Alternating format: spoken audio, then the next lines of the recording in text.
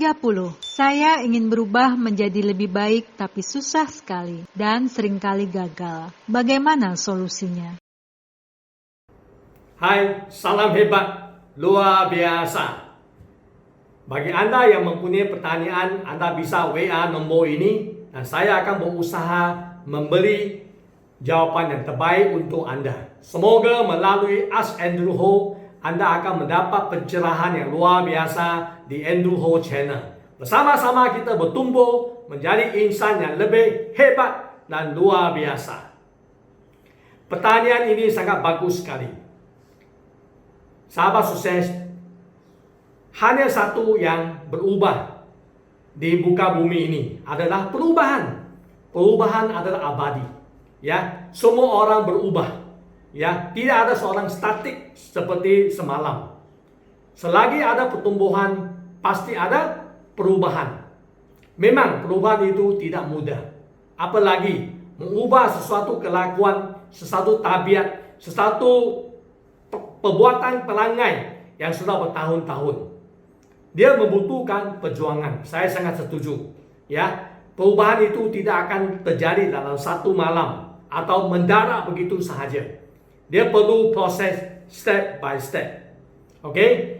Tetapi kalau kita mempunyai niat dan siap untuk lakukan step by step dengan disiplin dan tekunan, yaitu contohnya 1% perubahan setiap hari menuju ke yang positif, maka ingat 365 hari kemudian Anda mempunyai kemajuan sebesar berapa kali? 37 kali lipat dibanding dengan setahun yang lalu. Maka kalau kita ingin berubah, walaupun sedikit sahaja, tapi dengan konsisten, kita akan mencapai satu dampak yang luar biasa di tahun-tahun akan datang.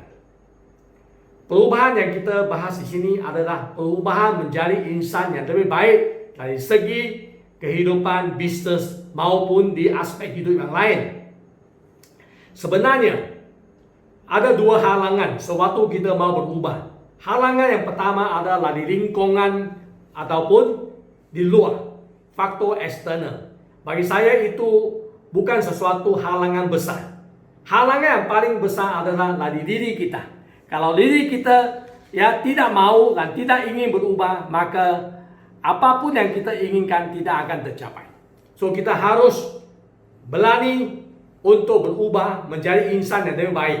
Di sini saya akan membagi 6 jurus handal supaya Anda bisa terapkan untuk mengubah sesuatu menjadi lebih baik di tahun-tahun akan datang. Yang pertama, Anda harus memutuskan dan berkomitmen untuk sesuatu perubahan yang baru. Anda harus mempunyai satu alasan yang kuat mengapa Anda harus berubah. Contoh, saya mau kuruskan badan saya 5 kilo. Itu adalah sesuatu target yang Anda harus lakukan. Satu perubahan yang luar biasa dalam hidup Anda. Maka Anda harus ada alasan kenapa Anda harus lakukan. Contoh, kalau saya tidak kuruskan badan 5-10 kilo, maka semua masalah diabetes saya, masalah kelebihan berat saya akan mendatangkan banyak penyakit dan sebagainya. Contoh lagi, saya mau buangkan kebiasaan merokok. Apa alasannya? Karena saya tidak mau membawa sesuatu yang tidak baik kepada istri saya dan orang-orang yang saya cintai yang hidup di keluarga yang sama. Anda harus mempunyai alasan yang kuat untuk berkomitmen untuk melakukan satu perubahan dalam hidup Anda. Kalau Anda sudah ketemukan alasan yang utama, maka itu adalah langkah awal menuju perubahan yang luar biasa. Okey? Tapi jangan seperti pepatah Melayu mengatakan hangat-hangat tai ayam. Banyak orang mempunyai awal yang bagus. Wah, saya mau olahraga setiap hari pagi 1 jam, mulai jam 6 sampai jam 7. Wah, dia benar-benar lakukan olahraga. Tapi hanya bertahan 10 hari. Sesudah itu kembali ke normal. Itulah dinamakan hangat-hangat tai ayam.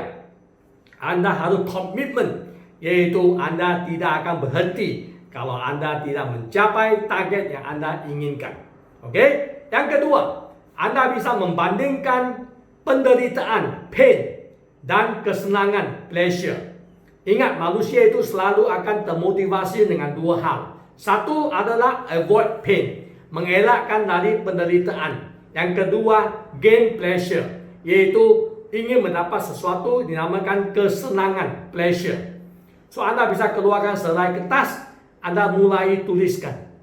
Apabila saya melakukan perubahan baru ini, contoh, kurangkan berat badan 10 kilo. Apakah penderitaan yang saya bisa avoid atau bisa elakkan? Ya. Nah, apakah kesenangan yang saya akan dapat setelah 10 kilo keberatan saya itu dihilangkan?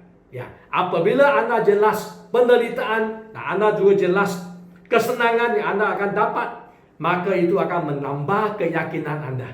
Juga akan menambahkan komitmen Anda untuk menyelesaikan target yang Anda inginkan.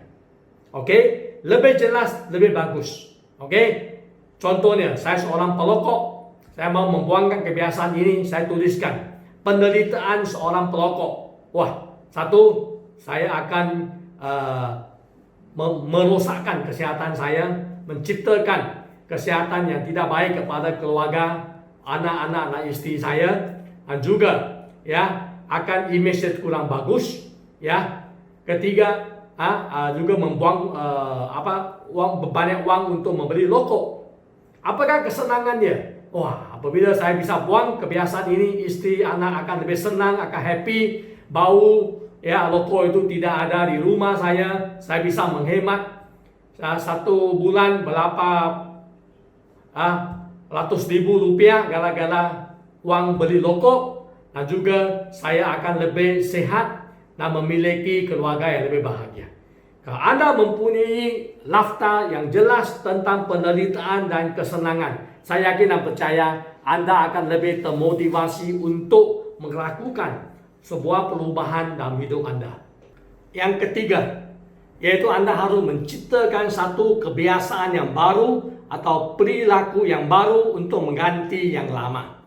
Selama ini, Anda telah hidup dengan satu kebiasaan yang lama. Contohnya, suka merokok, suka memalas-malasan, malas untuk olahraga. Itu telah membentuk satu perilaku atau kelakuan Anda. Kebiasaan Anda. Untuk menggantikannya, Anda harus melakukan sesuatu yang baru.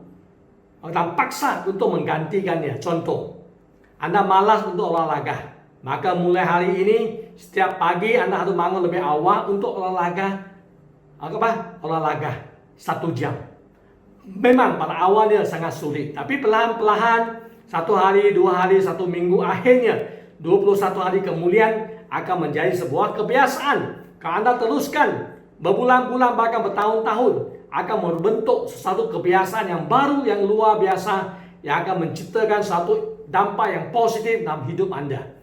Maka Anda harus konsisten melakukan perilaku itu, kebiasaan itu, sampai kelakuan Anda, kebiasaan Anda, perilaku Anda yang lama itu tergantikan.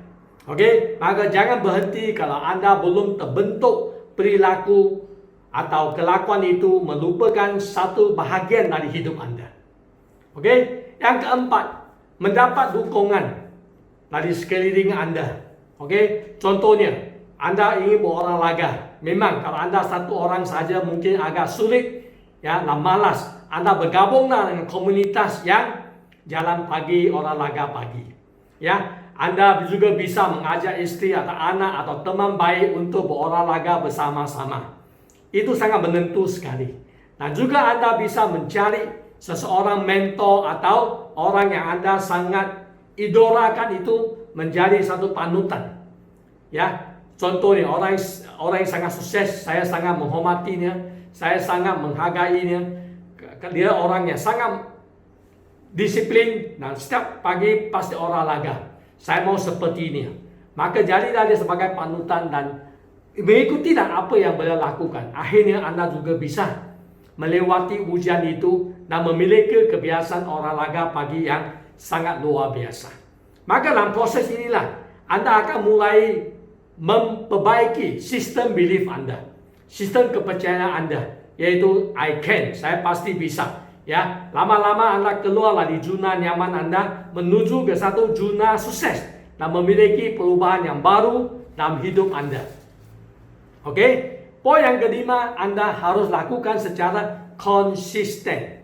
Ingat, air yang kita didik itu akan mendidih sampai 100 derajat. Dia baru mendidih. Kalau 99 tetap dia tidak akan mendidih. Betul? Sama juga satu ais batu. Ya, kalau Anda letak di sini, Anda mau cairkan dia, Anda harus panaskan dia sampai mulai keluar dari 0 degree. Dia baru akan mulai cair. Ingat, semua itu kalau mau melihat dampaknya, impactnya, dia perlu waktu dan perlu proses. Untuk supaya Anda bisa lebih konsisten, saya mengajak Anda untuk membagi diri Anda satu self reward. Seperti yang saya sering lakukan untuk diri saya. Oke, contohnya, Anda katakan, kalau saya bisa kuruskan badan 5 kilo dalam 3 bulan ini, saya akan membagi diri saya satu hadiah yang luar biasa, yaitu ganti HP yang baru. Atau, ya, saya akan istirahat 2 hari 1 malam di puncak. Atau saya akan holiday bersama keluarga di Bali dan sebagainya. Supaya inilah membagi satu reward, penghargaan kepada diri atas sebuah pencapaian yang luar biasa dalam hidup Anda. Oke, share reward ini bisa ada hadiah, bisa bagi diri Anda satu waktu untuk istirahat, holiday atau minum kopi, ya, 2-3 jam di kafe menikmati hidup santai, atau meningkatkan pengembangan diri Anda, share development Anda menjadi lebih baik, juga Anda merasa sesuatu kemajuan yang luar biasa. Oke, ingat, sukses itu tidak terjadi dalam satu malam. Dia membutuhkan proses untuk akumulasi. Sama juga mengubah hidup kita. Satu kebiasaan lama ke satu kebiasaan baru, dia perlu proses. Oke, Anda harus sabar dan tabah untuk menjalani proses ini. Ya, Anda pasti bisa. Apalagi Anda disertai dengan berdoa kepada Tuhan Yang Maha Esa. Dengan penyertaan Tuhan Yang Maha Esa, Anda pasti bisa melalui proses ini dan pasti bisa mencapai suatu target pembaruan yang baru dalam hidup Anda. Percaya, Anda pasti bisa. Oke? Yang keenam, selesaikan apa yang Anda mulai. Ingat, untuk mencapai satu perubahan yang baru bukan mudah. Dia perlu waktu, perlu berbulan-bulan, bahkan bertahun-tahun. Tapi bagaimana Anda bisa selesaikan dia? Seperti pelarian maraton, Anda harus membayangkan visualisasi garis finish itu, yaitu apa yang Anda akan dapat setelah Anda berhasil melewati semua ujian, tantangan, dan akhirnya berhasil menjadi seorang pemenang di garis finish. So, menggunakan kekuatan visualisasi, melihat hasil perjuangan Anda, ini akan membagi Anda satu motivasi, dorongan yang luar biasa supaya Anda tidak mudah menyerah. Anda akan terus berusaha untuk menciptakan perubahan baru itu. Saya sangat yakin dan percaya, kalau Anda mempunyai kemampuan yang kuat, Anda siap untuk diproses, pasti bisa mencapai satu perubahan yang luar biasa dalam hidup Anda. Slow, tak apa. Yang penting, sure.